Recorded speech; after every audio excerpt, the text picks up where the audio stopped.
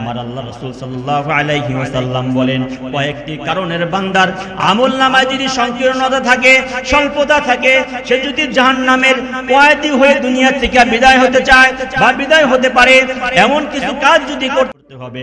2 নম্বর হলো বিভিন্ন জায়গাতে দান, বেশি বেশি দান করতে হবে। দান করলে আল্লাহ পাক রাসূল সাল্লাল্লাহু আলাইহি সাল্লাম বলেন, রাস্তার পাশে যে গর্তটা অটোমেটিক মাটির দ্বারা ভরে যায়, গাছের গর্তটা যেমন আস্তে আস্তে চামড়ায় ভরে যায়, অনুরূপ ভাবে মানুষ যখন গুনাহ করতে করতে কলবটা নষ্ট হয়ে যায়, আমল করতে ভালো লাগে না, নামাজ পড়তে ভালো লাগে না, মসজিদের কথা শুনতে ভালো লাগে না, কোরআন হাদিসের কথা শুনতে ভালো লাগে না, ওই সমস্ত মানুষ যদি আস্তে আস্তে দিনের রাস্তায় দান করতে থাকে, অটোমেটিক আল্লাহ তাআলা দানের মাধ্যমে তার দিলের ঝংগুলোকে দূর করে দেন, তার দিলের অহংকারকে আল্লাহ তাআলা দূর করে দেন। দিনের রাস্তায় দান করতে করতে তার তাকাব্বুরি অহংকারকে দূর হতে থাকে। যখন দূর হতে থাকে, আস্তে আস্তে সে মাদ্রাসা মসজিদের সাথে মিলতে থাকে, কবরস্থানের সাথে মিলতে থাকে, উলামায়ে কিরামের সাথে মিলতে থাকে, আস্তে আস্তে কোরআনের সাথে মিল হয়ে যায়, আস্তে আস্তে হাদিসের সাথে মিল হয়ে যায়, আস্তে আস্তে কবরের সাথে মিল হয়ে যায়। এমন ভাবে দেখবেন ওই সমস্ত অহংকারী লোকরা দান করার কারণে সমস্ত জীবনের গুনাহকে মুছে দিয়ে আস্তে আস্তে কবরমুখী হওয়া শুরু করেছে। এজন্য আজকে এই মাহফিলে উন্নয়ন প্রকল্পের কিছু বাজেট এই মাদ্রাসা মসজিদের জন্য করা হয়েছে। এই মসজিদ উন্নয়ন প্রকল্পের জন্য যারা দুনিয়ায় সারা জীবন নিজের সংসার চালানোর জন্য ব্যস্ত ছিলাম, নিজের ফ্যামিলিকে খুশি করার জন্য ব্যস্ত ছিলাম, এই মসজিদে যদি আজকে থেকে আমরা ওয়াদাবদ্ধ হতে পারি, এই মসজিদের সাথে 1 নাম্বার আমাদের দিলকে মিলাতে হবে। কি মিলাতে হবে? 1 নম্বরে মসজিদের সাথে অন্তরকে মিলাতে হবে।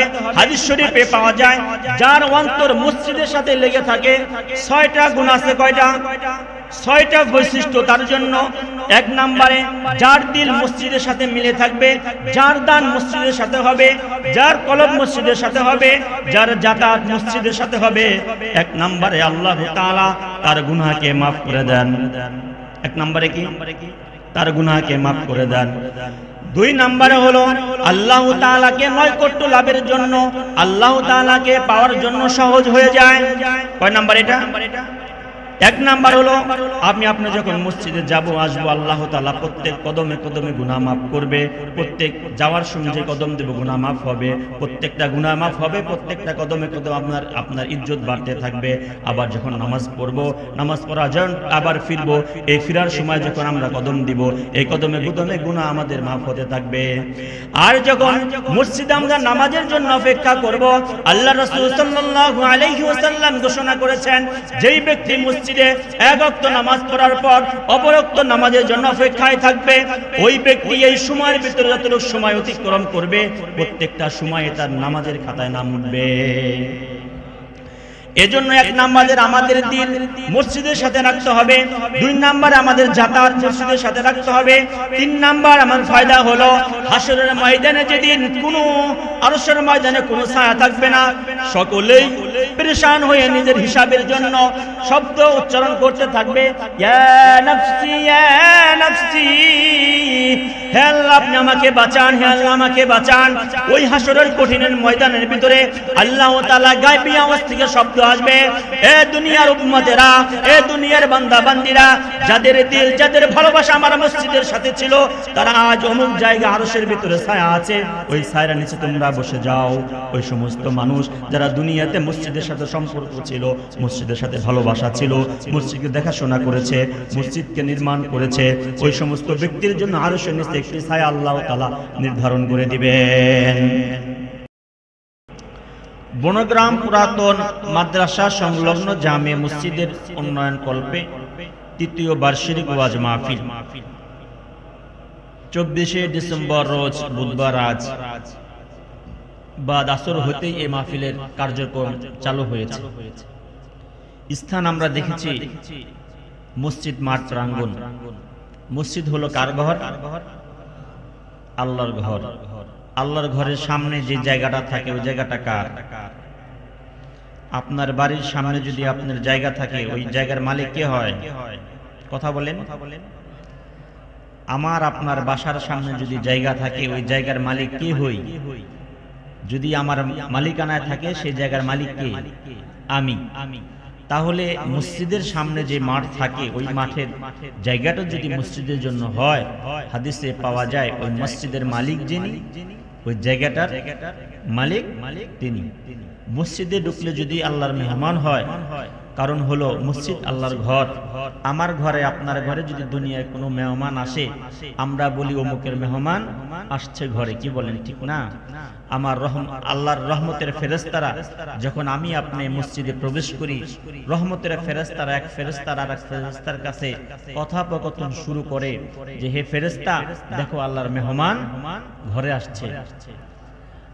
এখন মসজিদের সামনে যে জায়গাটা যদি আল্লাহ পাকের হয়, তাহলে ওই মসজিদ সংক্রান্তে মসজিদের নিসবতের কারণে এই জায়গায় বসে আছি, আল্লাহর মেহমান হয়েই বসে আছি, বলেন ঠিক?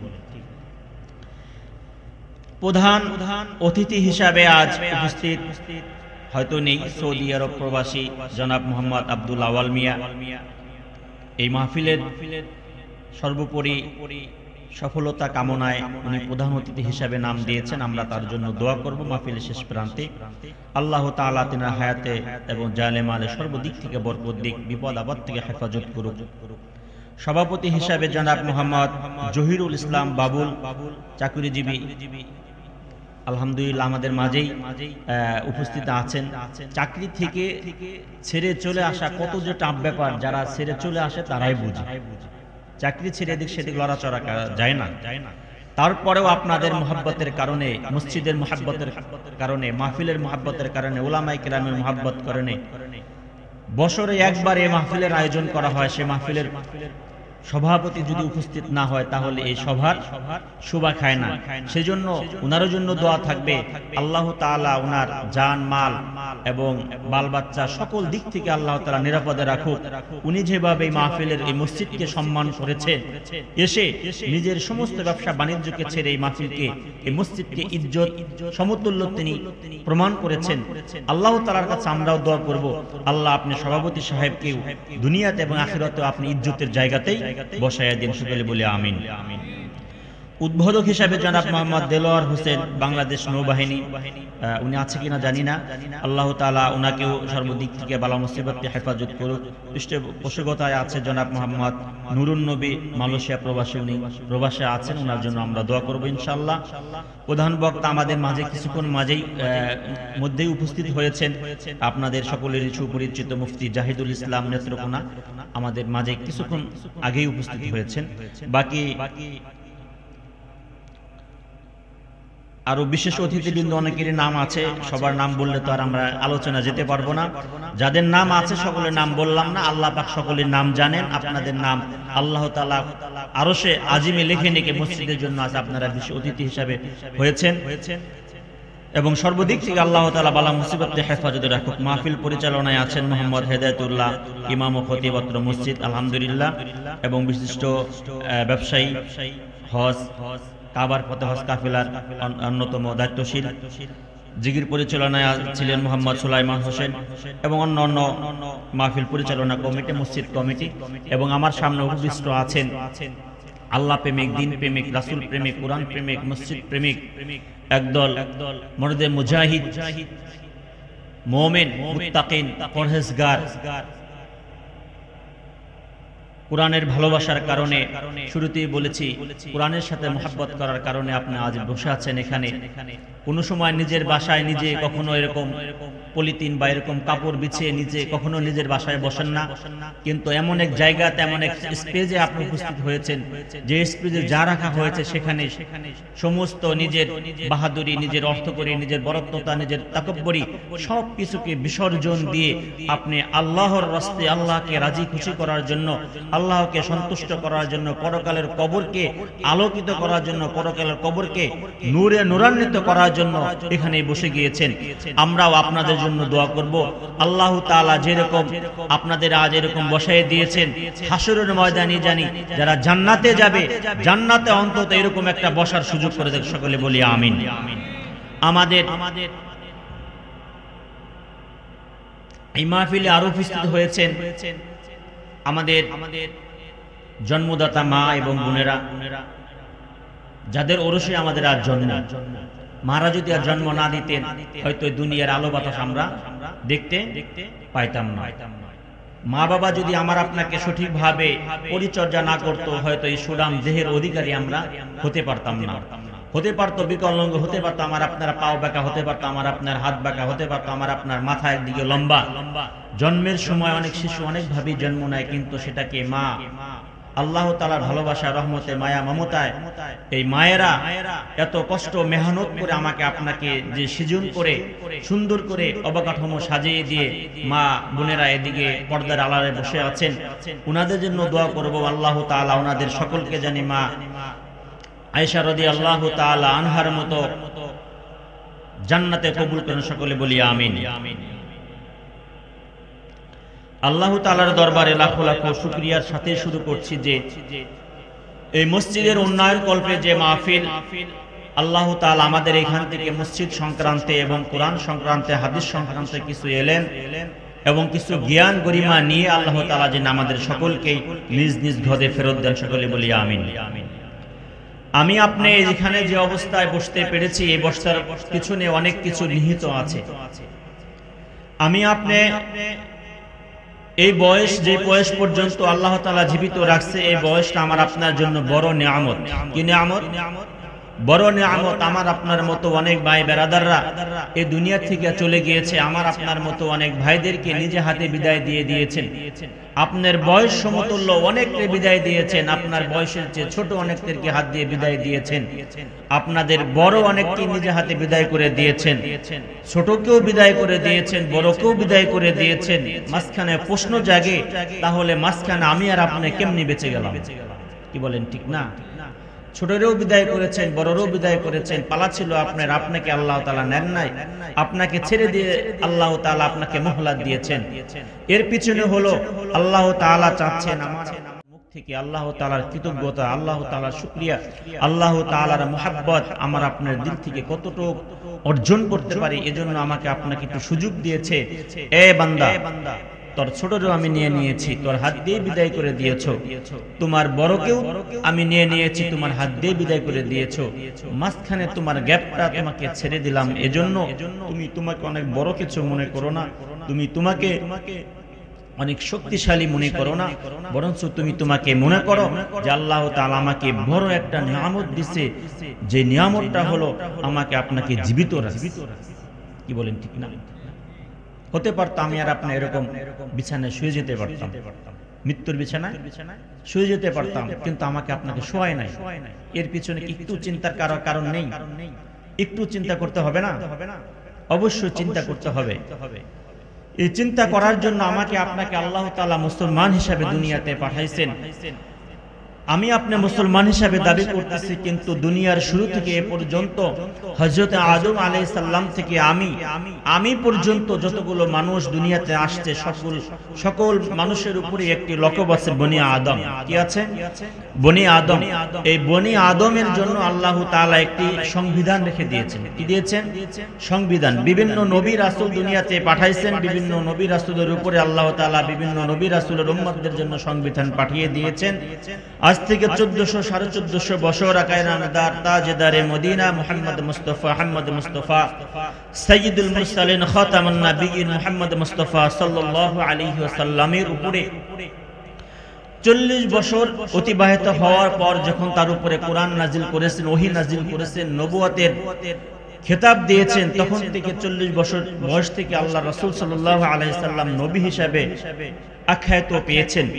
নবী হওয়ার পর আল্লাহ তাআলা দ্বীনের কাজের জন্য তাকে নিযুক্ত করেছেন। দ্বীনের কাজের জন্য আল্লাহ তাআলা ঘোষণা করে দিয়েছেন, কুল লা ইলাহা ইল্লাল্লাহ। হে নবী, আপনি প্রত্যেকটা খেত্তায় মহল্লায় অঞ্চলে প্রত্যেকটা মানুষের কাছে আপনি দাওয়াত দেন, কুল লা ইলাহা ইল্লাল্লাহ মুহাম্মাদুর রাসূলুল্লাহ। যে আল্লাহর রাসূল, আপনি সকল জায়গাতে আপনি দাওয়াত দিতে থাকেন আল্লাহ বাদে কোনো মাবুদ না, এবং মুহাম্মদ মুস্তাফা সাল্লাল্লাহু আলাইহি সাল্লাম আল্লাহ তাআলার বান্দা ও রাসূল। এই দাওয়াত দিতে যখন কাজ করতেছিলেন, চালু অবস্থায় যখন আল্লাহ পাক খেয়াল করছেন এই শুধু দাওয়াতের জন্য একটি বিধিবিধান দরকার, একটি নীতিমালা প্রয়োজন, একটি গাইডলাইনের প্রয়োজন, তখন আল্লাহ তাআলা তার উপরে আল্লাহ তাআলা এই কোরআন গ্রহণ থেকে নাজিল করেছেন। কি নাজিল করেছেন? কোরআন গ্রহণ থেকে নাজিল করেছেন। এই কোরআনটাকে আল্লাহ তাআলা নবীর উপরে নাজিল করেছেন লৌহে মাহফুজ, যেখানে এই কোরআনকে আল্লাহ তাআলা লিপিবদ্ধ করে রেখে দিয়েছিলেন। ওইখান থেকে লৌহে মাহফুজ থেকে একেবারে এক মুহূর্তের ভিতরে এক ঝপকেই আল্লাহ তাআলা প্রথম আসমানে নাজিল করে দিয়েছেন। প্রথম আসমান থেকে রাসূল সাল্লাল্লাহু আলাইহি সাল্লামের বয়স আমরা জানি 63 বছর জিন্দেগি রাসূলুল্লাহ সাল্লাল্লাহু আলাইহি সাল্লাম অতিবাহিত করে দুনিয়া ত্যাগ করেছেন। 40 বছর বয়সে যদি নবুয়ত পান, 40 বছরের পর থেকে যদি কোরআন নাজিল হন, তাহলে 63 বছরের থেকে 40 বাদ দিলে থাকে 23 বছর। কয় বছর থাকে? 23 বছর। এই 23 বছরের জামানায় আল্লাহর রাসূলের উপরে আল্লাহ তাআলা এই 30 পারা গ্রন্থ আল্লাহ তাআলা নাজিল করেছেন। একবারেই নাজিল করেন নাই, একেবারেই এক পারা করে নাজিল করেন নাই, বরং রাসূল সাল্লাল্লাহু আলাইহি সাল্লাম এই 23 বছরের জিন্দেগিতে যেইখানে কোরআনের বিধানের প্রয়োজন মনে করেছেন, আল্লাহর বিধানের প্রয়োজন মনে করেছেন, আল্লাহর রাসূল এখান থেকে এই দিলের থেকে মনে করতে দেরি হয়েছে, উপরের থেকে জিবরাইল আলাইহিস সালামের মাধ্যমে এই কোরআনের আয়াত নিয়ে আসতে দেরি হয় নাই। বুঝাইতে পেরেছি? এই কোরআন 23 বছর যাবত রাসূল সাল্লাল্লাহু আলাইহি সাল্লামের উপর নাজিল হয়েছে। এই কোরআনের ভিতরে আমরা জানি বিভিন্ন riwayat মোতাবেক, বিভিন্ন আলোচনা মোতাবেক এখানে 6666টা আয়াত আছে। এই 666টা আয়াতকে আল্লাহ তাআলা 30টা পারায় বিভক্ত করেছেন। এই 30টা পারাকে আল্লাহ তাআলা 114টি সূরায় রূপান্তরিত করেছেন। 114টি সূরাকে আল্লাহ তাআলা 7টি মঞ্জিলে ভাগ করেছেন। 7টি মঞ্জিলকে আল্লাহ তাআলা বিভিন্ন বিধানের উপরে নিযুক্ত করেছেন। এই বিধানের উপরে আল্লাহ রাসূল সাল্লাল্লাহু আলাইহি সাল্লামের উপর যে বিধিবিধান নাজিল হয়েছে, মাহমুদুল হাসান গঙ্গোহী রহমাতুল্লাহি আলাইহি, হযরত আশরাফ আলী থানভী রহমাতুল্লাহি আলাইহি থেকে শাহ ওলিউল্লাহ মুহাদ্দিস দেহলভী রহমাতুল্লাহি আলাইহি থেকে এই 30 পারা কোরআনের ভিতরে 5 ধরনের জ্ঞানের বিষয় আলোচনা করা হয়েছে। কয় ধরনের? 5 ধরনের। বুঝতে হবে 23 বছরে কোরআন নাজিল হয়েছে নবীর উপরে। কয় বছরে? 23 বছরে কোরআন নাজিল হয়েছে নবীর উপরে। এই 23 বছরে 30 পারা কোরআনে বিভক্ত হয়েছে। রাসূলের জামানায় 30 পারা এরকম বিভক্ত ছিল না। খেলাফত ওসমানের জামানায় এই কোরআন শরীফকে বিভক্ত করা হয়েছে 30 পারায়। এরকম ভাবে এই 30 পারার ভিতরে আল্লাহ তাআলা সবচেয়ে মিয়ারি এবং গনিমত এবং উচ্চমানের 5 ধরনের জ্ঞানকে আল্লাহ তাআলা এখানে পেশ করেছেন। তার মধ্য থেকে শাহ ওলিউল্লাহ মুহাদ্দিস দেহলভী রাহমাতুল্লাহি আলাইহি বলেছেন 5 ধরনের ইলম কোরআন শরীফের ভিতরে আছে। আমরা যারা কোরআন পড়তে জানি না, কোরআনের অর্থও জানি না, আমরা যখন পড়া শুরু করি তখন আমরা মনে করি এটা তো আরবি একটা শব্দ, আরবি পড়তেছি, তেলাওয়াত করতেছি যারা পারি, আর যারা পারি না তারা তো মনে করি একটি বই। কি বলেন, ঠিক না? নাকি অন্য কিছু? যারা তেলাওয়াত করতে পারি তারা আমরা তেলাওয়াত করি, আর যারা তেলাওয়াত করতে পারি না তারা মনে করে একটা বই, আর যারা এটার অর্থ মাফহুম বোঝে তারা মনে করে একটা সংবিধান, আল্লাহর সংবিধান। আমাদের রাষ্ট্রের যেমন সংবিধান আছে, আমাদের রাষ্ট্রে নীতিমালা আছে, কোন আসামি কি করলে কি বিচার হবে, কাকে কিভাবে মার্ডার করলে কোন ধারায় তাকে নামে কেস হবে, মামলা হবে। আপনার যারা কোর্ট কাছারিতে উকিল, জজ, ব্যারিস্টার থাকে ওনারা এটার ফয়সালা করেন, কিন্তু যারা এটার অর্থ বুঝেন এবং তাফসীর বুঝেন তারা মনে করেন এটা আল্লাহ প্রদত্ত শরিয়া আইনের জন্য একটা সংবিধান। এই সংবিধানটা 5টা ভাগে বিভক্ত। কয়টা ভাগে বিভক্ত? বলেন কয়টা ভাগে বিভক্ত? হাত উঁচা করে বলেন কয়টা ভাগে বিভক্ত? মনে রাখতে হবে। আমি আপনি যদি মনে রাখি, হাসরের ময়দানে হতে পারে আপনাকে জিজ্ঞাসা করতে পারে কোরআন পড়েছো, কোরআন পড়ি নাই, কোরআন বুঝেছো, কোরআন বুঝি নাই, কোরআনে কি দিছিলাম এটাও বুঝো নাই। তো আল্লাহর কাছে বলতে পারি একটা এলেম যে আল্লাহ আপনার বিধানের ভিতরে 5টা হুকুম ছিল, 5টা বিধান ছিল, 5 ধরনের জ্ঞান এলেম ছিল আপনার কোরআনে, এটা মুখস্থ আছে আমার। 1 নম্বরে বিধান ইলমুল আহকাম। বলেন ইলমুল আহকাম। হুকুমের জমা হলো আহকাম।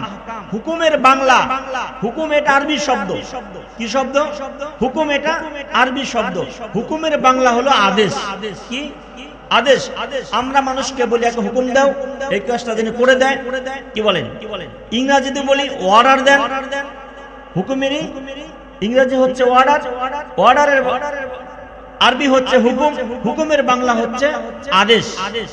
ইলমুল আহকাম, আদেশের ইলম এর ভিতরে আছে, অর্থাৎ ইলমে তাওহীদ। আপনি মুসলমান হয়েছেন, আপনার উপরে আল্লাহ তাআলা কি কি হুকুম করেছে, কি কি আদেশ করেছে, এটা হলো ইলমুল আহকাম। কথা বুঝাইতে পারছি? ইলমুল আহকাম এক নাম্বার ইলম কোরআনের ভিতরে আছে। আমার আপনি যে মুসলমান দাবি করি, এই আদম আলাইহিস সালাম থেকে অদ্য পর্যন্ত, অদ্য থেকে কিয়ামত হওয়ার আগ পর্যন্ত, ইসরাফিল আলাইহিস সালাম সিংহার ভিতরে ফুঁক দেওয়ার আগ পর্যন্ত যতগুলো মানুষ আসবে, সকল মানুষের জন্য আল্লাহর উপর থেকে কি নির্দেশনা ছিল, কি নির্দেশ আছে, কি আদেশ আছে। এক নাম্বার ইলম।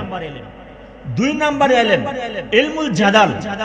ইলমুল জাদাল আমরা জানি দুনিয়ার আদম আলাইহিস সালাম থেকে শুরু করে আদম আলাইহিস সালামের কয় সন্তান ছিল?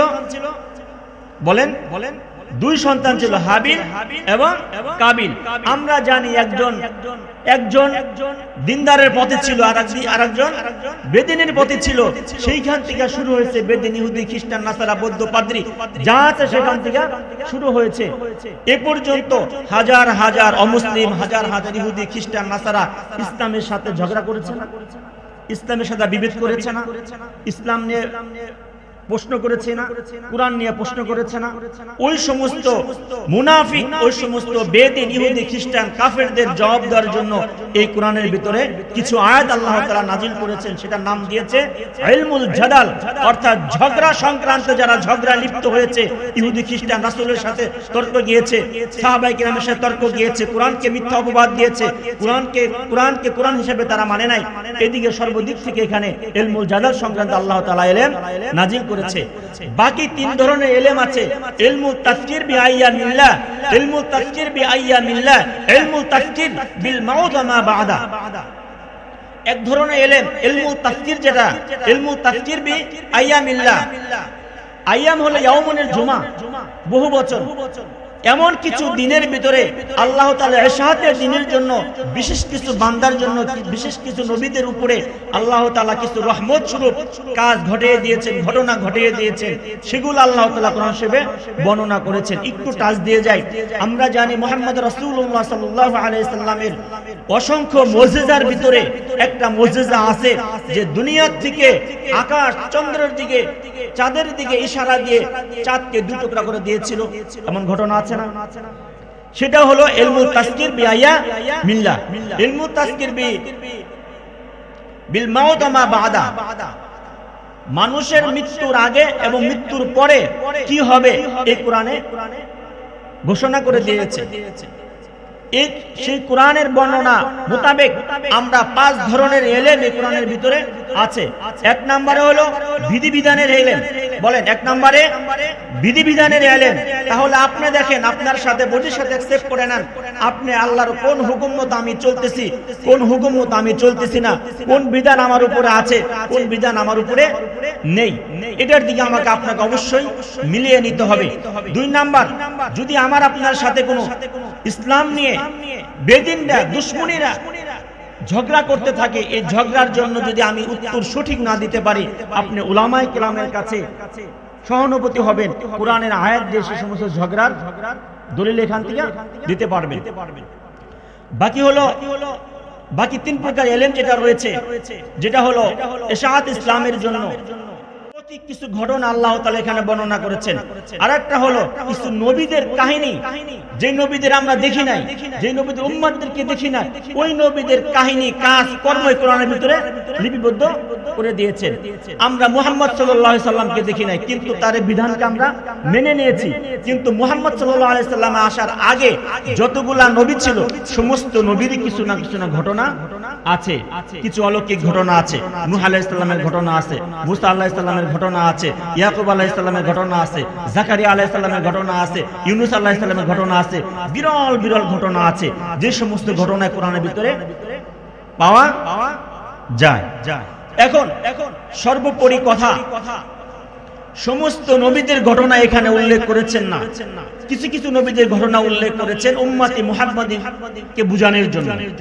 এমন কিছু কাজ অতীতে হয়ে গিয়েছে, তারা কিন্তু এমন পারদর্শী ছিল, এমন কাজের সাথে লিপ্ত ছিল, তাদের আযাব আল্লাহ তাআলা দুনিয়াতেই দিয়ে দিয়েছেন। যদি উম্মতি মুহাম্মাদের ভিতরে এমন কিছু কাজ করে এমন আযাব আসতে পারে, এই আশার জন্য আল্লাহ রাসূল সাল্লাল্লাহু আলাইহি সাল্লাম আল্লাহর কাছে তিনটি দোয়া করেছিলেন। তিনটি দোয়ার ভিতরে এক নম্বর দোয়া আল্লাহ তাআলা করেছিলেন যে আমার উম্মতকে গুনাহের কারণে বাস্তব কোনো আযাব যেন আল্লাহ তাআলা না দেন। আল্লাহ বলছেন আমিন, আল্লাহ কবুল করে নিয়েছে। এজন্য আমি আপনি দুনিয়াতে যত গুনাহ করি, কোনো গুনাহের কারণে কি আমাকে আপনাকে আল্লাহ ধরেন? কাউকে ধরেছে দেখেছেন? যত গুনাহ করুক আল্লাহ তাআলা তাকে ছেড়ে দিয়েছেন, কারণ উম্মতে মুহাম্মাদী রাসূল আকরাম সাল্লাল্লাহু আলাইহি সাল্লাম আল্লাহর কাছে তিনটি দোয়া করেছিলেন। তিনটি দোয়ার ভিতরে এক নম্বর দোয়া ছিল, আল্লাহ আমার উম্মত যতই গুনাহ করুক, আমার উম্মতের গুনাহের কারণে যেন তাকে পাকড়াও না করা হয়, তাহলে আমার উম্মত হাসরের ময়দানে মুখ দেখাতে পারবে না। এক নম্বর দোয়া। দুই নম্বর দোয়া করেছিলেন যে আল্লাহ আপনি আমার উম্মতকে এমন জালিম শাসক দিয়ে, এমন কহাতশালী দিয়ে আমার সকল উম্মতকে আল্লাহ আপনি হত্যা করে দিয়েন, মেরে ফেলেন। এটা বলছে আমিন, এটা আল্লাহ তাআলা কবুল করেছেন। এ পর্যন্ত উম্মতি মুহাম্মাদী জালিম শাসকের জন্য সকল মুমিন মরে গেছে এমন কোন ইতিহাস হয় নাই, হবেও না, কারণ আল্লাহর রাসূলের দোয়া আল্লাহ তাআলা কবুল করে নিয়েছিলেন। তিন নাম্বার দোয়া করেছিলেন, আল্লাহ আমার উম্মতের ভিতরে জানি জাদাল না হয়, ঝগড়া না হয়। আল্লাহ বলেন এটা আমি কবুল করতে পারবো না। এটাই হলো ইবতিদা, এটাই হলো আমার আপনার জন্য পরীক্ষার হল আল্লাহ তাআলা ছেড়ে দিয়েছেন। এখন সে বিষয়ে আমরা আলোচনা করতে যাচ্ছি যে দুইটি দোয়ার আমরা কবুল পেয়েছি, একটি দোয়ার কবুল পাই নাই। সে বিষয়ে আজ আমরা একটু আলোচনা শুনবো। আল্লাহ তাআলা সূরাতুত তারিকের ভিতরে স্পষ্ট ঘোষণা করেন, ওয়াস-সামাই ওয়াত-তারিক ওয়া মা আদরাকা মাত-তারিক। আমার আল্লাহ ডাক দিয়া বলেন, হে আল্লাহর রাসূল, আপনি আপনার উম্মতদেরকে বলে দেন আমি আল্লাহ তাআলা আনেওয়ালা আসমানের কসম খেয়ে বলি, ওয়া মা আদরাকা মাত-তারিক। হে আল্লাহর রাসূল, আপনি কি জানেন আনেওয়ালা রাতের ব্যাপারে, তারিকের ব্যাপারে আপনি কি জানেন? আমার আল্লাহর রাসূল সাল্লাল্লাহু আলাইহি ওয়াসাল্লাম যখন জিবরাইল আলাইহি ওয়াসাল্লাম রাসূলের উপরে এই আয়াতগুলো নাজিল করতেছিলেন, আল্লাহর রাসূল সাল্লাল্লাহু আলাইহি ওয়াসাল্লাম জিবরাইল আলাইহিস সালামের চেহারার দিকে তাকাইয়া ছিলেন, বলতেছিলেন ওয়ান নাজমুস সাকিব। তরিকের ব্যাখ্যা আল্লাহ তাআলা কুরআনের ভিতরে ঘোষণা করেছে, তরিক হলো আন-নাজমুস সাকিব, একদম আলোড়ন, একদম ঝকঝকা ফকফকা, একদম একটি রাত্রিকে বলা হয়েছে আন-নাজমুস সাকিব। যেই রাত্রিতে চন্দ্রের আলো থাকে বেশি, তারকার আলো থাকে বেশি, লাইটের কোনো প্রয়োজন হয় না, আরশ থেকে, আসমান থেকে, চন্দ্র আসমান থেকে আলো হয়, তারকারাজির আলো হয়, সেই আলোতে জমিনের মাটি যখন দেখা যায়, এই মাটির দেখার মাধ্যমে আল্লাহ তাআলা ব্যাখ্যা করেছেন ওয়া মা আদরাকা মাত-তারিকের ব্যাখ্যা হলো আন-নাজমুস সাকিব। আল্লাহ তাআলা ঘোষণা করেন প্রত্যেকটা মানুষ যখন জমিনের উপর দিয়ে চলতে থাকে, জমিনের উপর দিয়ে যখন চলবে, মানুষ যখন যাতায়াত করবে, ওই প্রত্যেকটা মানুষই যখন আসমানের নিচে থাকবে, আমার আল্লাহ বলে প্রত্যেকটা মানুষের জন্য আপনি বলে দেন ইন কুল্লু নাফসিন লাম্মা আলাইহা হাফিজ। মানুষ ছোট হোক বড় হোক যেই হোক, প্রত্যেকটা মানুষের জন্য আমার আল্লাহ তাআলা একটি করে ফেরেশতা তাকে সংরক্ষণ রাখার জন্য আল্লাহ তাআলা নির্ধারণ করে দিয়েছে। চাই পুরুষ হোক, মেয়ে হোক, মা হোক, বোন হোক, বাবা হোক, দাদা হোক, নানি হোক, মানুষ যাকে বলে প্রত্যেকটা মানুষের জন্য একটি করে সংরক্ষণের ফেরেশতা দিয়ে দিয়েছে।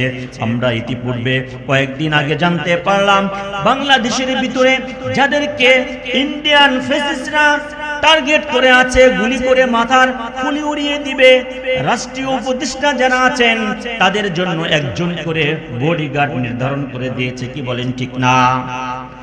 বডিগার্ডকে নির্ধারণ করে দিয়েছে যাতে করে প্রত্যেকটা মানুষ যাকে বডিগার্ড সে থাকবে মুমিন, সে দুনিয়ার মুমিন। কারো মুমিনকে ভয় করতে পারে না, কোনো মুমিন কাফেরকে ভয় করতে পারে না, কোনো মুমিন কোনো ধোঁকাবাজকে ভয় করতে পারে না।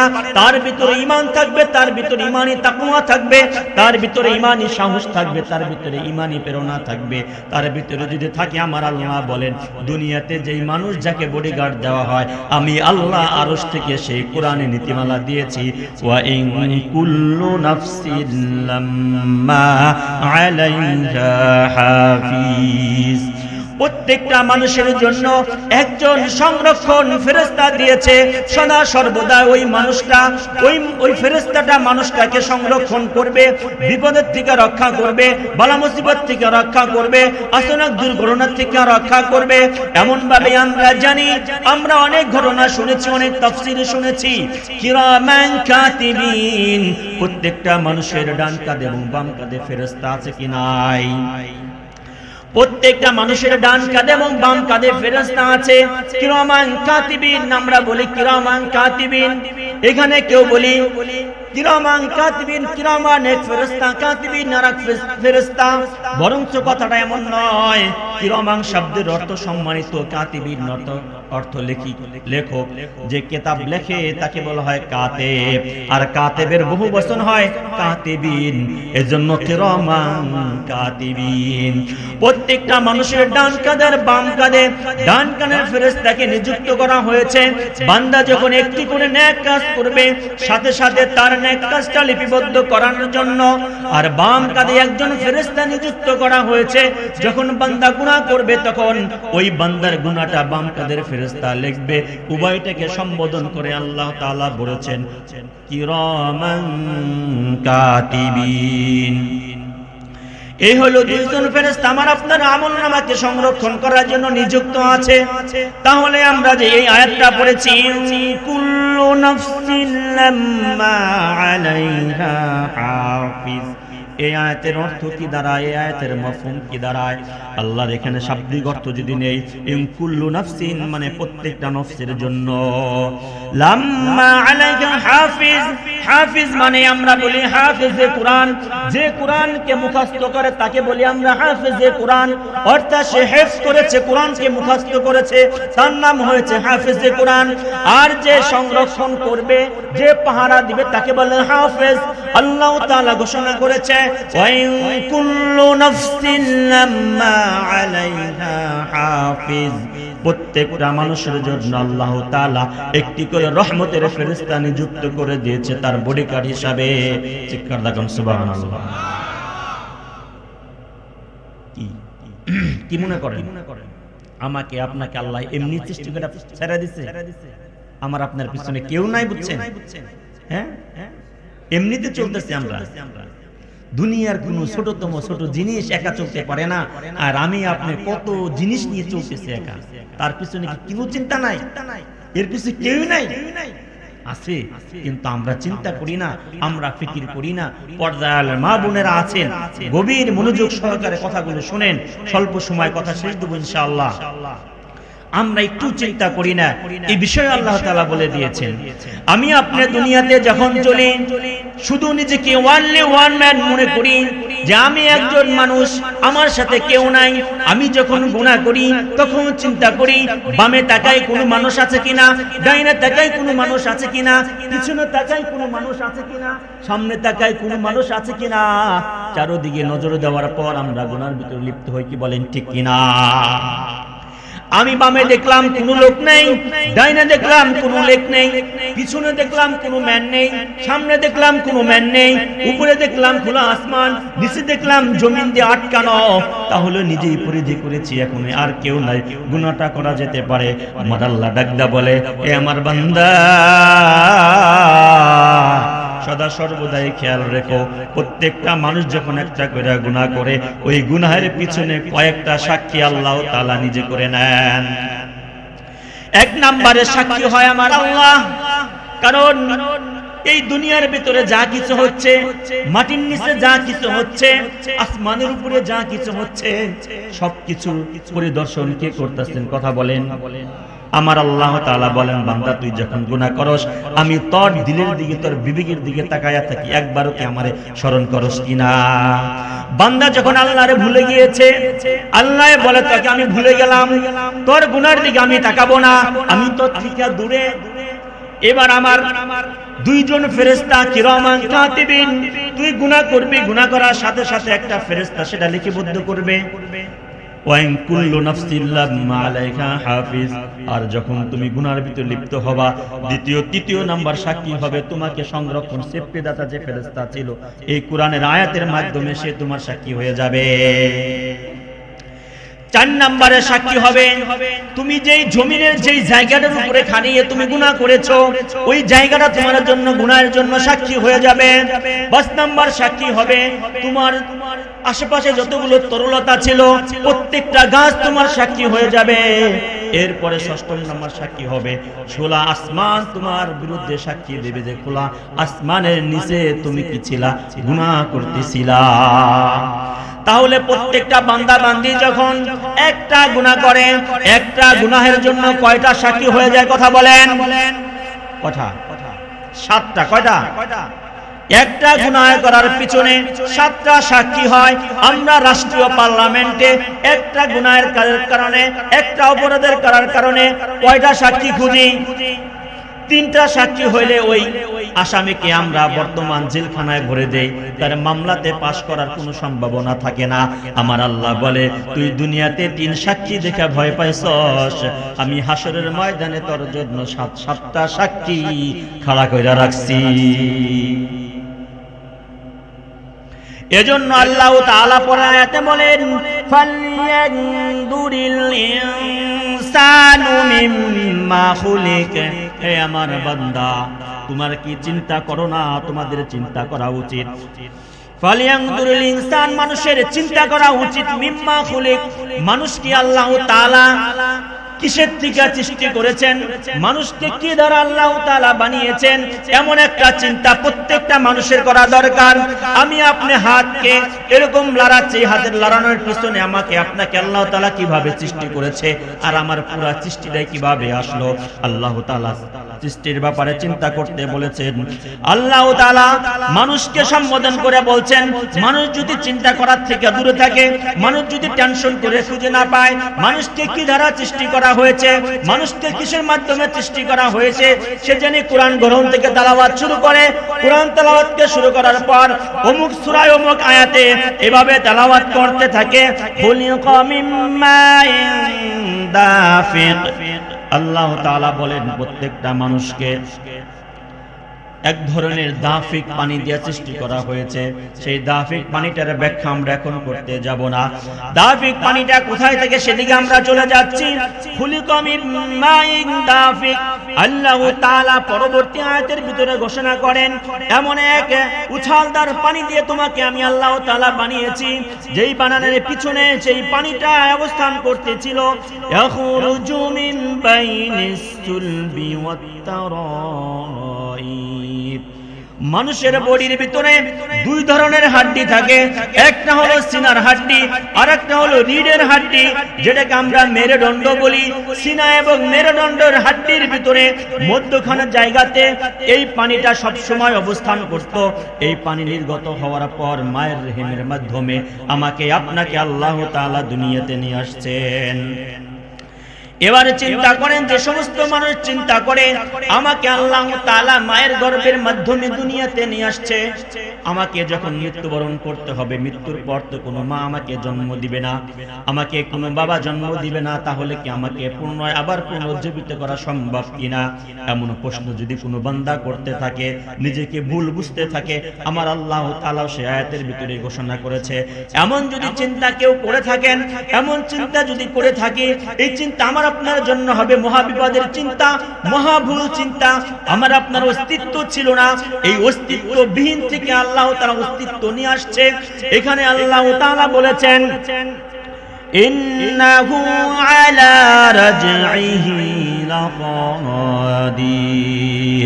আল্লাহ তাআলা আমাকে আপনাকে যখন পুরো দুনিয়া থেকে আপনি বিদায় হয়ে যাব, বিদায় হওয়ার পর যখন হাসরের ময়দানে উঠব, হাসরের ময়দানে ওঠার পর এমন প্রশ্ন অনেক যুবকের ভিতরে হয়ে থাকে, এমন প্রশ্ন জানার শিক্ষিতের ভিতরে হয়ে থাকে, এমন প্রশ্ন অনেক ইংরেজদের ভিতরে হয়ে থাকে, আমি আপনি মরে যাবার পর কিভাবে আল্লাহ তাআলা পুনরায় উজ্জীবিত করবে? সে বিষয়ে কি আল্লাহ তাআলা শক্তি রাখে কিনা? সেই বিষয়ে কি আল্লাহ তাআলা পারদর্শী আছে কিনা? আমার আল্লাহ ডাক দিয়া বলেন, ইন্নাহু নিশ্চয় আলা রাজিহি, আমি পুনরায় আবার জীবিত করার জন্য লাকাদির, অবশ্যই আমি শক্তিশালী, আমি পুনরায় তোমাদের আবার কবর থেকে জীবিত করতে পারবো। আল্লাহ তাআলা আবার বলেন, ইয়াউমা তুমুনাস সারাইর, আমি তোমাদেরকে কখন পুনরুজ্জীবিত করব? কবরে মারা যাবার পরেই কি তোমাকে আমি কি জিন্দা খাড়া করিয়ে দিব? বরঞ্চ বিষয় এমন না, যেই দিন হাসরের ময়দান কায়েম হবে, যেই দিন হিসাব নিকাশ শুরু হবে, যেই দিন দুনিয়া শেষ হয়ে যাবে, দুনিয়ার কোনো কিছু থাকবে না, কোনো মানুষ থাকবে না দুনিয়াতে, কোনো পশু পাখি দুনিয়াতে থাকবে না, কোনো গাছপালা থাকবে না, কোনো পাহাড় পর্বত কিছুই থাকবে না, নদ নদী কিছুই থাকবে না, সব কিছু বিলীন হয়ে যাবে। এরপরে হাসরের ময়দান কায়েম হবে। আল্লাহ তাআলা বলেন, ইয়াউমা হলো হাসরের দিন, তুবুলা হলো মানুষের যখন পরীক্ষা নেবে, মানুষের যখন হিসাব নেবে, এই সময় কি করবে? সারাইর, মানুষের জীবনের অতীতের যতগুলো কাজ করেছে সেটাকে রাজ। আমরা সারাইর শব্দের অর্থ ভেদ বুঝি, মানুষের ভিতরে সবচেয়ে গোপন গুনাহকে মানুষকে আমরা রাজ মনে করি।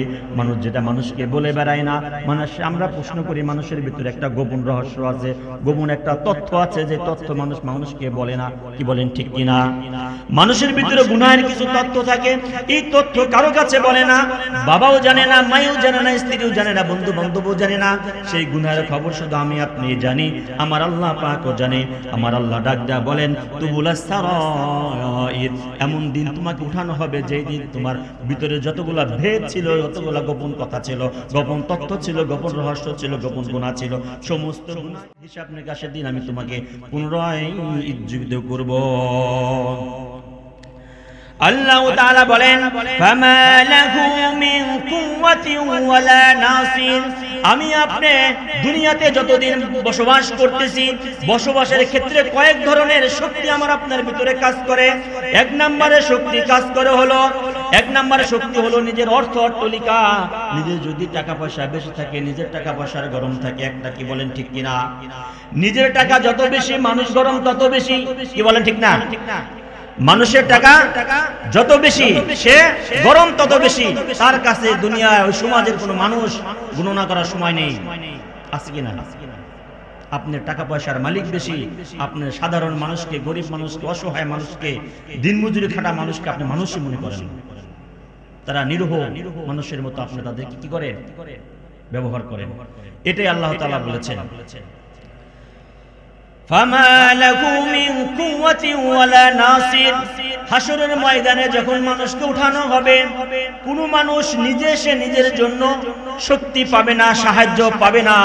ওয়ালা নাসির, এমন কোন মানুষ দুনিয়াতে যে সমস্ত মানুষ লিডারের শক্তি না বসবাস করে চলছে, চেয়ারম্যানের শক্তি না চলাফেরা করছে, মেম্বারের শক্তি না চলাফেরা করছে, যারা গ্রুপ অফ লিডার থাকে এলাকার ভিতরে লিডারের শক্তি না চলাফেরা করছে, আমার আল্লাহ ডাকদা বলেন, না তুমি নিজের শক্তি পাবা, না তুমি লিডারের শক্তি পাবা, না কোনো দলের শক্তি পাবা, না তুমি কোনো টাকা পয়সার ক্ষমতার শক্তি পাবা, কোনো কিছুর শক্তি পাবা না।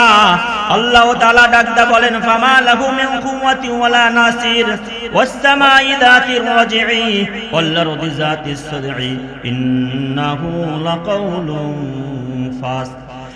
সর্বশেষ একটি আয়াতের ভিতরে আল্লাহ তাআলা মনে করাই দিয়েছেন প্রত্যেকটা বান্দা বান্দিকে আয়াতটাকে গভীরভাবে আমার দিলের ভিতরে গেঁথে নিতে হবে। ইন্নাহু লাকাউলুন ফাস্ট, এমন একটি আয়াত আমার আপনার ভিতরে গেঁথে নিতে হবে। এই কোরআনে যা কিছু বলা হয়েছে প্রত্যেকটা কথাই হলো আমার আপনার জীবনের জন্য ফয়সালা স্বরূপ। আমার আপনার জীবনের কি ধরনের ফয়সালা হবে, কি ধরনের কাজের সাথে লিপ্ত হব, কি ধরনের কাজের সাথে লিপ্ত হব না, সব কিছুর বিধিবিধানে কোরআনে দিয়েছে। এবং আল্লাহ তাআলা বলেছেন এই কোরআনের প্রত্যেকটা আয়াত যখন ফয়সালা হিসেবে তুমি নিয়েছো, ওমা হুয়া বিল হাসরি, এমন তুমি কোনো আয়াতকে মজাক মনে করো না, এমন কোন আয়াতকে তুমি হাসি তামসা মনে করো না। আল্লাহ তাআলা এই আয়াতকে হয়তো হাসি তামসা মনে করেছেন, আল্লাহ তাআলা এই আয়াত হয়তো আমার আপনার জন্য হাসি তামসা বানিয়ে দিয়েছেন, বরঞ্চ কথা এমন নয়। আল্লাহ তাআলা এখানে যা যা বলেছেন প্রত্যেকটা পুঙ্খানুপুঙ্খানু আল্লাহ তাআলা আমাকে আপনাকে করে দেখায় দিবেন। এটার নাম হলো বিশ্বাস, এটার নাম হলো ঈমান, এটার নাম হলো আমাদের আকীদা। এমন আকীদা এবং বিশ্বাস কোরআনের প্রতি থাকতে হবে। যদি কোরআনের প্রতি আমার আপনার বিশ্বাস থাকে তাহলে আল্লাহ তাআলা হাসরের ময়দানে কোরআন একদিন সাক্ষী দিবে। হাসরের ময়দানে 10টা জিনিস আল্লাহ তাআলার কাছে শাফাআত করবে। তার মধ্যে একটা জিনিস হলো কোরআন। কোরআন যে পড়বে, কোরআন বিধিবিধান অনুযায়ী যে চলবে, হাসরের ময়দানে তার নামে তার কাছে এই কোরআন সুপারিশ করতে থাকবে। এজন্য আজকে থেকে আমরা ওয়াদাবদ্ধ হয়ে যাব, আল্লাহ তাআলা যতদিন বাঁচিয়ে রাখবেন আল্লাহ তাআলা যেন কোরআনের বিধানকে আমাদেরকে মেনে নেওয়ার তৌফিক দান করে। গরিব অবস্থায় থাকি, ধনী অবস্থায় থাকি, ক্ষুধার্ত অবস্থায় থাকি, টাকা পয়সা থাক বা না থাক, যে অবস্থায় থাকি, আমাকে আপনাকে আল্লাহ রাসূল সাল্লাল্লাহু আলাইহি ওয়াসাল্লাম একটি দোয়াও শিখিয়ে দিয়েছেন। বান্দা তুমি যে অবস্থাতে থাকো না কেন, আমার উম্মত তুমি যে অবস্থায় থাকো না কেন, একটি দোয়া সকাল সন্ধ্যা পড়তে থাকবা, রাদিতু বিল্লাহি রাব্বা। হে আল্লাহ, আপনি আমাকে বান্দা হিসাবে বানাইছেন, আপনাকে আমরা আল্লাহ হিসাবে পেয়ে আমরা সন্তুষ্ট, কোনো অভিযোগ আপনার কাছে নাই। আপনি আমাকে পোশাক দেন আর নাই দেন, কোনো অভিযোগ নাই। আপনি পেটের খোরাক দেন আর নাই দেন, কোনো অভিযোগ নাই। আপনি আমার ব্যবসা করার সুযোগ দেন আর নাই দেন, আমার কোনো অভিযোগ নাই। আপনি আমাকে বান্দা হিসাবে কবুল করেছেন, মুসলমান হিসাবে কবুল করেছেন, ইমানদার হিসাবে কবুল করেছেন। এজন্য রাদিতু বিল্লাহি রাব্বা, হে আল্লাহ আপনার প্রতি আমরা সন্তুষ্ট। এটা এক নাম্বার যদি বিশ্বাস কোরআনের প্রতি থাকে, আল্লাহর প্রতি থাকে, এই সন্তুষ্ট নিয়ে যদি আমরা হাসরের ময়দানে উঠতে পারি, ওঠার পরপরই আল্লাহ তাআলা আমাকে আপনাকে এই কোরআনে সুপারিশ করায়া দিবেন। এজন্য দুনিয়া চলার পথে আমরা বিভিন্ন কাজের সাথে আমরা অংশগ্রহণ করি, দুনিয়ার সাংসারিক কাজের সাথে অংশগ্রহণ করি, নিজের ফ্যামিলিগত কাজের সাথে অংশগ্রহণ করি। সেক্ষেত্রে আমরা মসজিদের উন্নয়ন কল্পে যে মাহফিলের ব্যবস্থা করা হয়েছে, এটা এমনিতেই করা হয় নাই। উন্নয়ন কল্পে মসজিদের মাহফিলের যে ব্যবস্থাটা, এই ব্যবস্থার সাথে সাথে আমি আপনি একটি কোরআনের আয়াত থেকে তেলাওয়াত করে আমি একটা অর্থ আপনাকে বোঝাতে চাচ্ছি। আল্লাহ তাআলা সূরাতুল হুমাযার ভিতরে ঘোষণা করেছেন, ওয়াইলুল লিকুল্লি হুমাযাতিল লুমাযা আল্লাযী জামাআ মালাও মুআদ্দাদা। মানুষের ভিতরে এক ধরনের মানুষ আছে, আল্লাযী জামাআ মালাও, যে সমস্ত মানুষ দুনিয়াতে শুধু অর্থ উপার্জন করার পিছনে ব্যস্ত, অর্থ উপার্জন করা ছাড়া অন্য কিছু দুনিয়াতে সে বুঝে না। একমাত্র টাকা কোন রাস্তায় কামানো যাবে, না হারাম না হালাল, না বৈধ না অবৈধ, না জায়েজ না নাজায়েজ, কোনো তারতম্য নাই। একটাই তার নেশা, সেটা কি? অর্থকে জমাতে হবে, অর্থকে জমাতে হবে। ব্যাংক ব্যালেন্সের অ্যাকাউন্ট যতগুলো আছে সবগুলো ব্যাংক ব্যালেন্সের অ্যাকাউন্টগুলো ভরতে হবে। নিজের নামের অ্যাকাউন্ট ভরে গেলে ছেলের নামে অ্যাকাউন্ট করা হয়, ছেলের নামের অ্যাকাউন্ট ভরে গেলে স্ত্রীর নামে অ্যাকাউন্ট করা হয়, স্ত্রীর অ্যাকাউন্ট ভরে গেলে নাতির নামে অ্যাকাউন্ট করা হয়। এরপরে নিজের ফ্যামিলিগত কোনো অ্যাকাউন্টের জায়গা না থাকলে আউট আদার্স অ্যাকাউন্ট করা হয়, কোনো লকারে টাকা রাখা হয়, কোনো বাক্সে টাকা রাখা হয়। এমন মানুষের অনেক টাকা এরকম পানির ভিতর থেকে ওঠানো হয়েছে লকার সহ। কি বলেন ঠিক কিনা?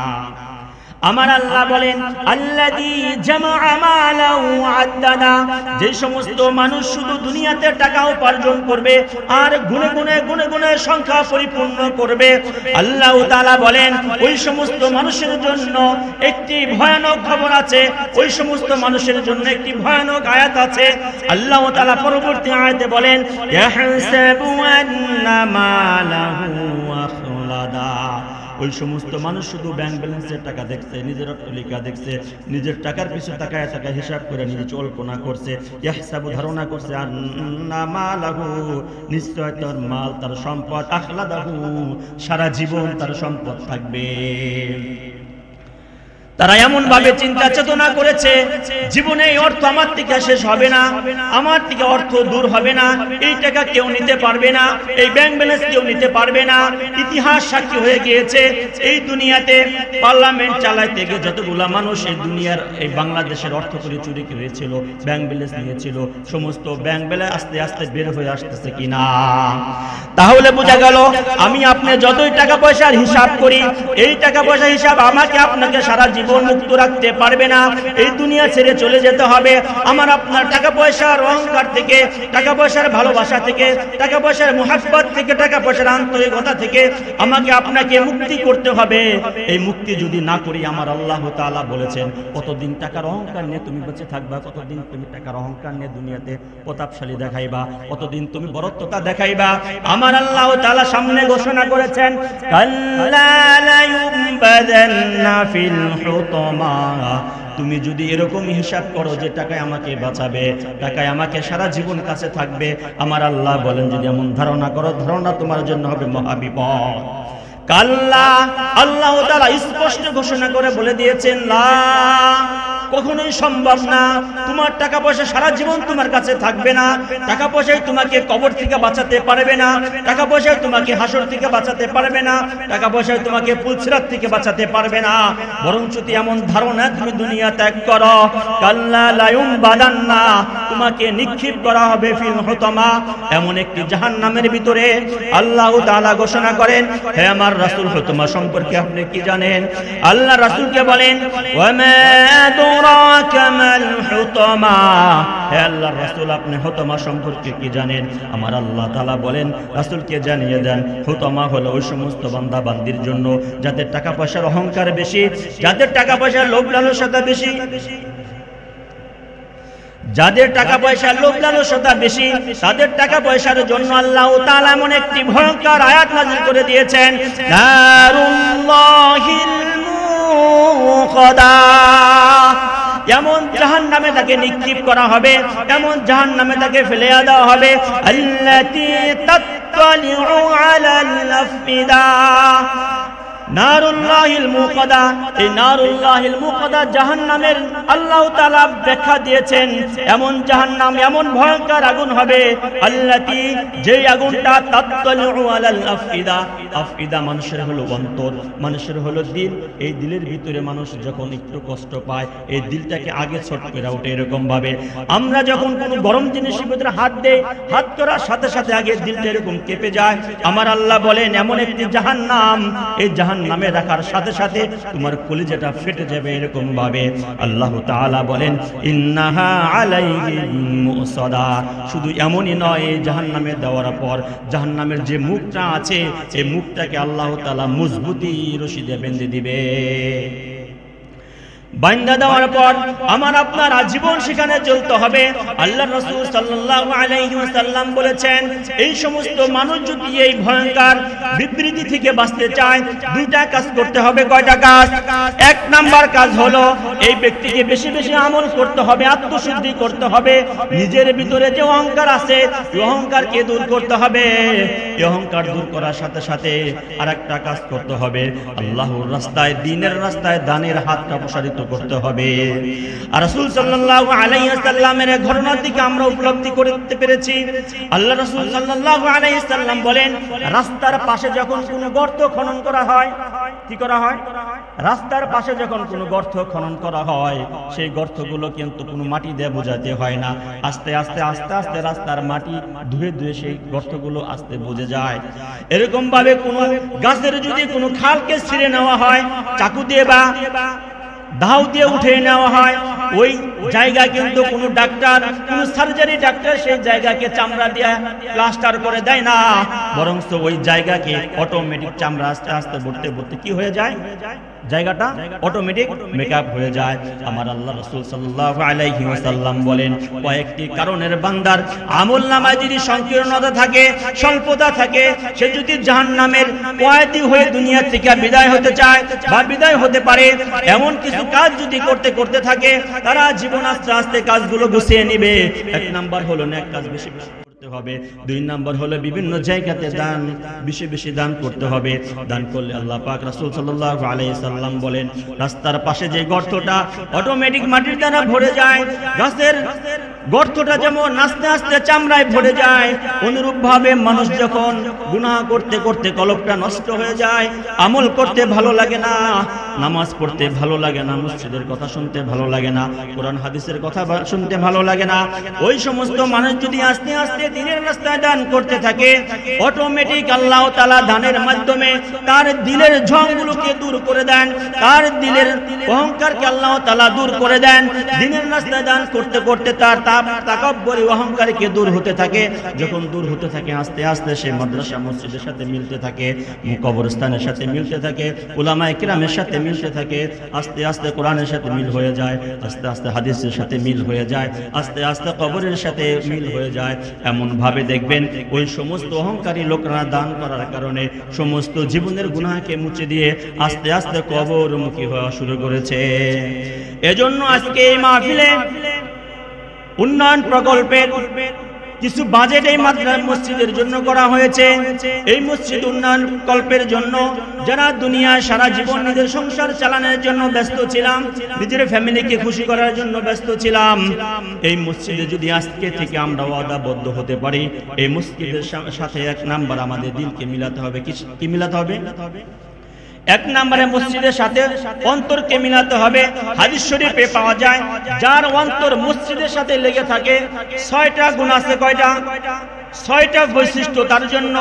এক নম্বরে যার দিল মসজিদের সাথে মিলে থাকবে, যার দান মসজিদের সাথে হবে, যার কলব মসজিদের সাথে হবে, যার যাতায়াত মসজিদের সাথে হবে, এক নম্বরে আল্লাহ তাআলা তার গুনাহকে মাফ করে দেন।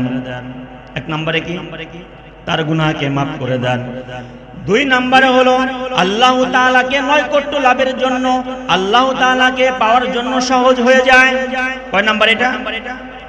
এক নাম্বার হলো আপনি যখন মসজিদে আসবো, আল্লাহ তাআলা প্রত্যেক কদমে কদমে গুনাহ মাফ করবে। প্রত্যেক যাওয়ার সময় যে কদম দেব গুনাহ মাফ হবে, প্রত্যেকটা গুনাহ মাফ হবে, প্রত্যেকটা কদমে কদম আপনার ইজ্জত বাড়তে থাকবে। আবার যখন নামাজ পড়বো, নামাজ পড়া যখন আবার ফিরবো, এই ফিরার সময় যখন আমরা কদম দিব, এই কদমে কদমে গুনাহ আমাদের মাফ হতে থাকবে। আর যখন মসজিদে আমরা নামাজের জন্য অপেক্ষা করব, আল্লাহ রাসূল সাল্লাল্লাহু আলাইহি ওয়াসাল্লাম ঘোষণা করেছেন, যেই ব্যক্তি মসজিদে এক ওয়াক্ত নামাজ পড়ার পর অপর ওয়াক্ত নামাজের জন্য অপেক্ষায় থাকবে, ওই ব্যক্তি এই সময়ের ভিতরে যতটুকু সময় অতিক্রম করবে, প্রত্যেকটা সময়ে তার নামাজের খাতায় নাম উঠবে। এজন্য এক নাম্বারের আমাদের দিল মসজিদের সাথে রাখতে হবে, দুই নাম্বার আমাদের যাতায়াত মসজিদের সাথে রাখতে হবে, তিন নাম্বার আমার ফায়দা হলো হাসরের ময়দানে যেদিন কোনো আরশের ময়দানে কোনো ছায়া থাকবে না, সকলেই পরেশান হয়ে নিজের হিসাবের জন্য শব্দ উচ্চারণ করতে থাকবে, ইয়া নাফসি ইয়া নাফসি, হে আল্লাহ আপনি আমাকে বাঁচান, হে আল্লাহ আমাকে বাঁচান। ওই হাসরের কঠিনের ময়দানের ভিতরে আল্লাহ তাআলা গায়বী আওয়াজ থেকে শব্দ আসবে, এ দুনিয়ার উম্মতেরা, এ দুনিয়ার বান্দা বান্দিরা, যাদের দিল যাদের ভালোবাসা আমার মসজিদের সাথে ছিল, তারা আজ অমুক জায়গা আরশের ভিতরে ছায়া আছে, ওই ছায়ার নিচে তোমরা বসে যাও। ওই সমস্ত মানুষ যারা দুনিয়াতে মসজিদের সাথে সম্পর্ক ছিল, মসজিদের সাথে ভালোবাসা ছিল, মসজিদকে দেখাশোনা করেছে, মসজিদকে নির্মাণ করেছে, ওই সমস্ত ব্যক্তির জন্য আরশের নিচে একটি ছায়া আল্লাহ তাআলা নির্ধারণ করে দিবেন। কি সুবহানাল্লাহ কইতেন না? মানে আরশের নিচে বসার কোনো সুযোগ আপনার পাওয়ার দরকার নাই নাকি? হ্যাঁ, চৈত মাসে রোদ উঠলে ছায়া খুঁজেন, এক সূর্যের তাপে ছায়া খুঁজেন, ওই জায়গায় বসবে। আর যখন হাসরের ময়দানে এরকম সব সূর্যের মুখ আমাদের আধার 1 বিঘা উপরে ছেড়ে দিব, তখন আমি আপনার কই পলাবো? জায়গা তো লাগবে। সেই জায়গার জন্য সর্বপ্রথম আমাকে আপনাকে কি করতে হবে? এই মসজিদের একটি সাথে সম্পর্ক যোগাতে হবে। এই যে কথা, এই যে অমীয় বাণী, চিরন্তর সত্য আপনার থাকবে যারা মসজিদ নির্মাণ করেছে, যারা মসজিদের সাথে যাতায়াত করেছে, মসজিদের জায়গা ইনভলভ হয়েছে। এরপরে একটা ফায়দা আছে, আল্লাহ রাসূল সাল্লাল্লাহু আলাইহি ওয়াসাল্লামের স্পষ্ট হাদিস, বুখারী শরীফের হাদিস, যে দুনিয়ার ভিতরে একজন আল্লাহ তাআলাকে সন্তুষ্ট করার জন্য নামাজের একটি ঘর নির্মাণ করেছে, যেই ঘরে নামাজ আদায় করা হয় ওই ঘর নির্মাণ করেছে, ওই ঘর নির্মাণ যে করেছে, যারাই করেছে, আল্লাহ তাআলা তাদের জন্য জান্নাতে একটি করে ঘর নির্মাণ করবে। আর কিছু লাগে? হ্যাঁ, আমার তো মনে হয় যদি একটা হাদিসের উপর আমরা আমল শুরু করি, নাজাতের জন্য আর কোনো প্রয়োজন নেই। মসজিদ একটা বানাবো, ইনশাআল্লাহ মসজিদের খেদমত যা আছে সব করব, একটা বিশ্বাস থাকতে হবে, মান বানাল্লাহা বাইতান বানাল্লাহু তাআলা ফিল জান্নাহ বাইতান। যে ব্যক্তি দুনিয়ার বুকে একটি মসজিদ নির্মাণ করবে, আল্লাহ তাআলা তার জন্য জান্নাতে একটি ঘর নির্মাণ করবে। এই একটা হাদিসের উপর যদি আমল করি আমরা, এটাই তো যথেষ্ট। এজন্য আর কথা বাড়াবো না, এই একটা কথার ভিত্তি করে এই মসজিদ যেই বানাবে, যেই নির্মাণ করবে, আল্লাহ তাআলা তার জন্য হাসরের ময়দানে জান্নাতের ভিতরে একটি জান্নাত বাড়ি নির্মাণ করবে, ঘর নির্মাণ করবে। অন্য একটা হাদিসে পাওয়া গিয়েছে, আবু দাউদ শরীফের হাদিসে, দুনিয়ার বুকে আল্লাহর ঘরকে যে যেভাবে সাজাবে, আল্লাহ তাআলা জান্নাতে তার ঘরকে ওইভাবেই সাজাবে। তবে একটা শর্ত, এই দিলের ভিতরে বিশ্বাস থাকতে হবে যে আমি আল্লাহর ঘরকে সাজাচ্ছি। নিজের কোনো অহংকার, তাকাব্বুরি, বরত্ব তো মানুষকে দেখানোর জন্য না, যে আল্লাহ আমার ঘরকে সাজাচ্ছে, আমি দুনিয়াতে আল্লাহর ঘরকে সাজাচ্ছি। এজন্য উন্নয়ন কল্পের যে মাহফিল, এই মাহফিলের এই ঘরের জন্য, আল্লাহ তাআলার ঘরের জন্য সর্বপ্রথম, জানি না আল্লাহ তাআলা কাকে কিরকম মাওকাত দিয়েছেন, আমরা কোরআনের রেফারেন্স দিয়ে কিছু কথা হয়েছে, দোয়া হবে তাদের জন্য। সর্বপ্রথম একটা ব্যক্তি আমরা চাই, এই কোরআনটা কয় পারা বলেন? 30 পারা। কোরআন নাজিল হওয়ার শুরু থেকে সবগুলো ইতিহাসে আপনাদের শুনাইলাম। এই কোরআনটা 30 পারা, প্রত্যেকটা পারার বিনিময় 1000 টাকা করে টাকা দিয়ে একটা ব্যক্তি চায় 30,000 টাকা কে দিবেন? বেশি না, একজন ব্যক্তি 30,000 টাকা। যে আল্লাহ আপনার ঘরকে নির্মাণ করার জন্য, আপনার ঘরকে মুজাইয়িন করার জন্য, আপনার ঘরকে সৌন্দর্য করার জন্য, আপনার ঘরের জিম্মাদারি নিয়ে দুনিয়াতে হাজার হাজার টাকা অসুস্থর পিছনে দিয়ে দিয়েছি, 50,000, 1.5 লাখ, 2 লাখ, অনেক টাকা ওপেন হার্ট সার্জারির ভিতরে চলে যায়। আল্লাহ এই সমস্ত মহা বিপদ প্লাবন থেকে হেফাজত করে আপনার ঘরে আমি 30,000 টাকা দিলাম। আল্লাহ আমার মৃত্যু পর্যন্ত যতগুলো স্টেপে বিপদ আছে, সমস্ত বিপদ থেকে আল্লাহ আপনার হেফাজতে রাখেন। সকলে বলি আমিন। একজন ব্যক্তি খুঁজতে চাই, মাত্র 30,000 টাকা দিবেন। সময় হুজুর চলে আসবেন, সময় খুবই স্বল্প, মানুষের তো অল্পই আমরা, ঠিক না? সমাজে তো আমরা অল্পই ঘর, মসজিদ আল্লাহর ঘর, আমাকে আপনাকে চালাতে হবে, এজন্য বেশি সময় নেই। 30,000 টাকা বেশি না। নিজের অসুস্থতার কারণে অনেক টাকা বিসর্জন দিতে হয় না? একটা অপারেশনে গেলে 20-25,000 টাকা নিতে হয় না? কি বলেন? হ্যাঁ, অনেক সময় অনেক লোক দেখছি আমার জীবনে, আমার ছাত্রকে দেখেছি, অনেক টাকা কিছু বাঁচায় রাখছে, খায় নাই, দান করে নাই, দানের সময় দেয় নাই। আচনাক এমন অসুস্থ আল্লাহ দিছে, আমি নিজে হাত দিয়ে প্রায় 5-7টা ছাত্রকে আমি নিজে অপারেশন করাইছি, আমার নিজে হাত দিয়ে, যখন বরিশাল লেখাপড়া করতাম। তখন অসুস্থ শেষ হওয়ার পরে আবার মনে মনে কানে কানে বলতাম যে ভাই দেখ, কত বলতাম দান কর, দান করলে বিপদ আপত্তি হেফাজত পাওয়া যায়। তখন শুনো কত হাজার টাকা গেল। এমন ইতিহাস অনেক আছে। এজন্য আল্লাহকে সাক্ষী রেখে আল্লাহর ঘরকে নির্মাণের, আল্লাহ তাআলার ঘরকে মুজাইন করার জন্য আমরা 30,000 টাকা কে দিব? আছে কেউ ইনশাআল্লাহ? ভাই সময় নেওয়া যাবে না, তবে কেউ নাই। একবার না দেয়া পারেন, 2 বারে দিবেন, 2 বারে না দেয়া পারেন, 3 বারে দিবেন। 3 10 কে 30, 3 কিস্তি দিবেন 30,000 টাকা। কে আছেন? 3 মাসে দিবেন দরকার পড়ে না, 2 মাস পর 10,000 করে দিবেন, 6 মাসে দিবেন 30,000 টাকা। একজন ব্যক্তি দাঁড়ান ইনশাআল্লাহ। আছেন কেউ? প্রধান অতিথি সাথে উপস্থিত নাই এখানে, সৌদি প্রবাসী, সৌদিতে কথা বলতে হবে। মোবাইল নাম্বার আছে নাকি? আছে মোবাইল নাম্বার? তাহলে সৌদিতে কথা বলি। তারপরে আমাদের সভাপতি সাহেব উপস্থিত আছেন এখানে ইনশাআল্লাহ। প্রধান অতিথির সাথে কথা বলা তো সম্ভব হচ্ছে না, তাহলে সভাপতি সাহেবের কথা বলি ইনশাআল্লাহ। সভাপতি সাহেব 30,000 টাকা ইনশাআল্লাহ। আল্লাহর ঘরকে মুজাহিন করার জন্য, নিজের জীবনের সমস্ত বালা মুসিবতকে হেফাজত করার জন্য, সাংসারিক শারীরিক মানসিক ফ্যামিলিগত ছেলে বাল বাচ্চা সকল প্ল্যাটফর্মকে আল্লাহ তাআলা হেফাজত রাখুন। দোয়া করুন সকলে মিলে, আল্লাহ তাআলা হেফাজত করুন।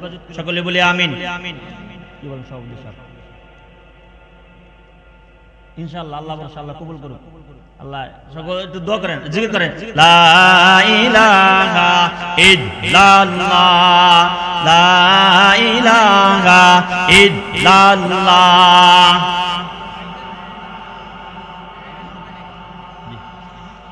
ওয়া ইলাহা ইল্লাল্লাহু মুহাম্মাদুর রাসূলুল্লাহ। আল্লাহ তোমার জিকির করিয়া, তোমার দিকে তাকাইয়া দিলটা তোমার উপর সুপর্দ করলাম। আমরা যে ব্যক্তিকে খুঁজতাছি, আল্লাহ আমাদের মাঝে উপস্থিত সভাপতি সাহেব আছেন, ওনার কাছ থেকে আমরা স্বীকারোক্তি চাচ্ছি।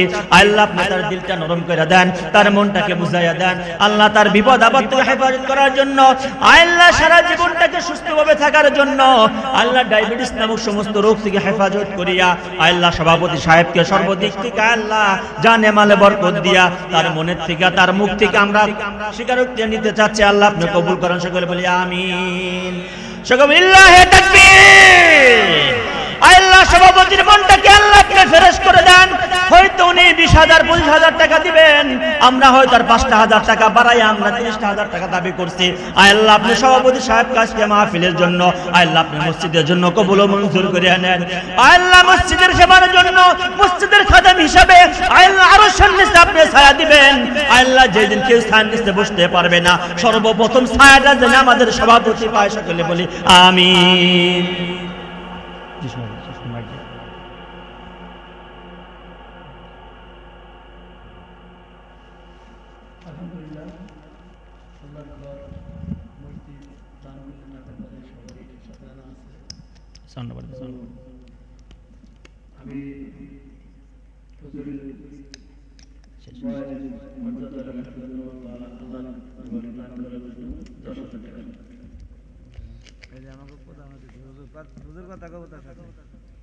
আসসালামু আলাইকুম। আসসালামু আলাইকুম। ওয়ালাইকুম সালাম। প্রধান অতিথি সাহেব ভালো আছেন? জি আলহামদুলিল্লাহ। আব্দুল আওয়াল মিয়া ভাই, আমরা সকলে আবদার আপনার কাছে, আমরা এই মসজিদের জন্য 30,000 টাকা একটু দাবি করছিলাম। শুনলাম আপনি কিছু একটা অ্যামাউন্ট পাঠাইছেন। আর আপনার সবাই ভাই ব্রাদারকে মিলাইয়া আল্লাহ তাআলা আপনার জীবনকে আরো উজ্জ্বল করুক, আপনার প্রবাসী জীবনকে আরো স্বাচ্ছন্দ্যমন্দ করে দিক এবং টাকা পয়সার ভিতরে হালাল রুজির বরকত দান করুক। আমরা সকলে আপনার জন্য দোয়া করবো। আর 10,000 টাকা বাড়াইয়া 30,000 টাকার একটা ঘোষণা করতে চাচ্ছি, আপনার অনুমতি চাচ্ছিলাম।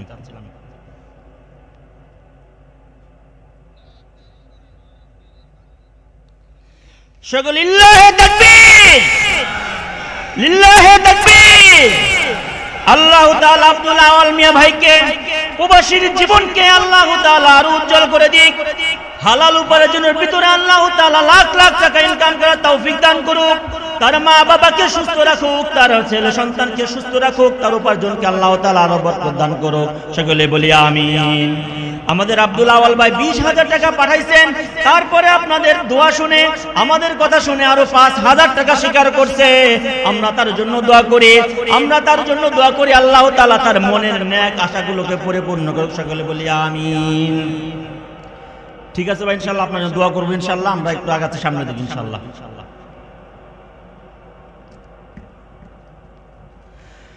আলহামদুলিল্লাহ, আমাদের 35,000 টাকা টার্গেট ছিল, আল্লাহ তাআলা বঞ্চিত করেন নাই। কত হয়েছে? 25,000। কত আছে? 25,000।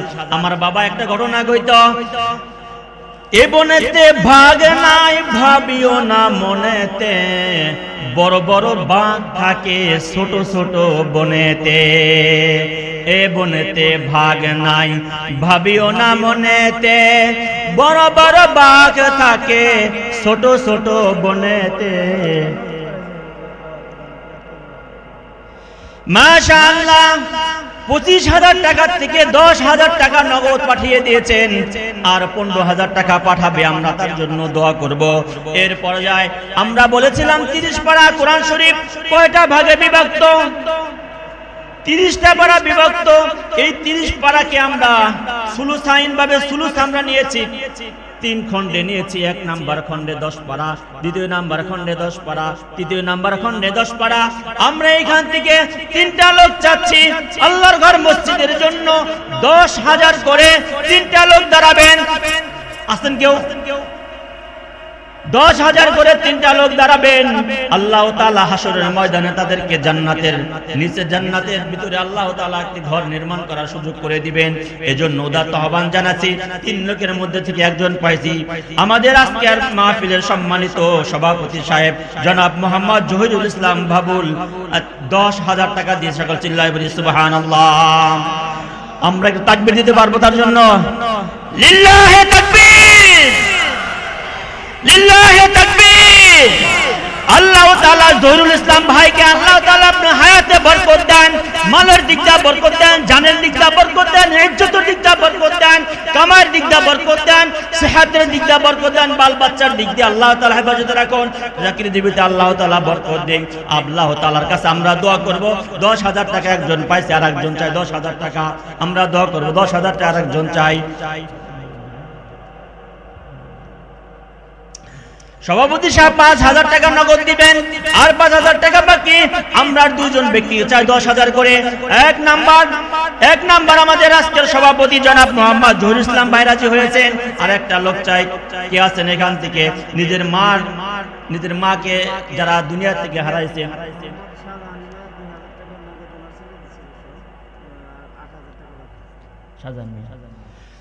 চিৎকার যাবেন লিল্লাহি তাকবীর, লিল্লাহি তাকবীর। আল্লাহ শাহজাহান ভাই উনার ছেলে 2,000 টাকা নগদ পাঠিয়েছেন, 10,000 টাকা দিবেন। আল্লাহ তাআলা শাহজাহান ভাইয়ের ছেলেকে আল্লাহ তাআলা কামাই রুজিতে বরকত দিক, শাহজাহান ভাইকে হায়াতে তয়্যিবা দান করুক, আল্লাহ তাআলা সমস্ত বিপদ আপদ থেকে হেফাজত করুক, আল্লাহ তাআলা সর্বোচ্চ কামাই রুজিতে বরকত দিক, সমস্ত বিপদ আপদ থেকে হেফাজত করুক। আল্লাহ জান্নাতের ভিতরে উঁচু মাকাম দান করুক। আল্লাহ মসজিদের জন্য যে দান করেছেন 10,000 করে 2জন ব্যক্তি, আল্লাহ আপনার কাছে দোয়া করি, আপনার কাছে আরজি জানাই, আল্লাহ এদেরকে আপনি ঈমানি মৃত্যু দেন। আল্লাহ যতদিন বাঁচায় রাখবেন, কোনো ধরনের যেন রোগ ব্যাধি না হয়, আল্লাহ কোনো অসুস্থ না হয়। আল্লাহ আপনার মসজিদকে সাজানোর জন্য, আপনার মসজিদকে চালানোর জন্য 10,000 টাকা দিয়েছে। আল্লাহ আপনি তার পরিবর্তে 10 কোটি টাকার মালিক আপনাকে বানায়া দিন আল্লাহ। সকলে বলি আমিন। আর একটা লোক চাই, দিয়ে দন বুঝে মন কেড়ে নিতে কতক্ষণ, বলি দিয়ে দন বুঝে মন কেড়ে নিতে কতক্ষণ। সকালবেলার বাচ্চা তুমি ফকির সন্ধ্যা বেলায়, সকালবেলার বাচ্চা তুমি ফকির সন্ধ্যা বেলায়। এমন প্রমাণ ঘরে না বাংলাদেশে? কি কয় ঘরে নাই? কোনো প্রমাণ নাই। কোটি কোটি টাকার মাল পুড়ে গিয়েছে এয়ারপোর্টের ভিতরে, বুঝছে না? কয়দিন আগে বিভিন্ন মার্কেট আগুন ধরছে না? তাহলে সে সকালেও চিন্তা করে না আগুন ধরবে, বিকেল আগুন ধরে গেছে, বিকালে চিন্তা করে না রাত্রে আগুন ধরে গিয়েছে। এজন্য কবিরা বলেছেন, সকাল বেলার বাদশা তুমি ফকির সন্ধ্যা বেলায়। এজন্য আর একটা লোক এই মসজিদের জন্য 10,000 দিবেন। কে আছেন? নিজের মা বাবা থাকলে তাকে অসুস্থের জন্য আপনি ওষুধ কিনে দিতেন, তাদের ভরণ-পোষণের জন্য আপনি অনেক টাকা খরচ করতেন। কিন্তু যাদের মা নাই, বাবা নাই, অন্ধকার কবরে শায়িত আছে, মাঝে মাঝে ভালো মন্দ খাবারের সময় মা বাবার কথা মনে পড়ে, তারা অন্ধকার কবরে বসে বসে আপনার দিকে তাকিয়ে আছে। হে আমার আদরের সন্তান, আজ আমি অন্ধকার কবরে শুয়ে আছি, ভালো মন্দ ভোগ করস তোরা, আমার সুবা ছেড়ে বসে আছিস তোরা, আমার নির্মাণে ঘর বিল্ডিং এ বসে আছিস তোরা, কিন্তু আজ আমি নিরহ অবস্থা কবরে শুয়ে আছি, আমার জন্য একটা টাকাও কি তোরা দান করার সুযোগ পাস না? এজন্য যে সমস্ত ভাইদের মা নাই, বাবা নাই, আপনজন নাই, অন্ধকার কবরে চলে গিয়েছে, ওই সমস্ত বাবাদেরকে, ওই সমস্ত ভাই ব্রাদারকে হাতে পায়ে ধরে বলি, একটা ব্যক্তিকে আছেন 10,000 টাকা দিবেন। কে আছেন বলেন? সময় দেরি করা যাবে না, সময় খুব কম। কে আছেন 10,000 টাকা দিবেন? আছেন কেউ 10,000 টাকা দেওয়ার মতো? একটা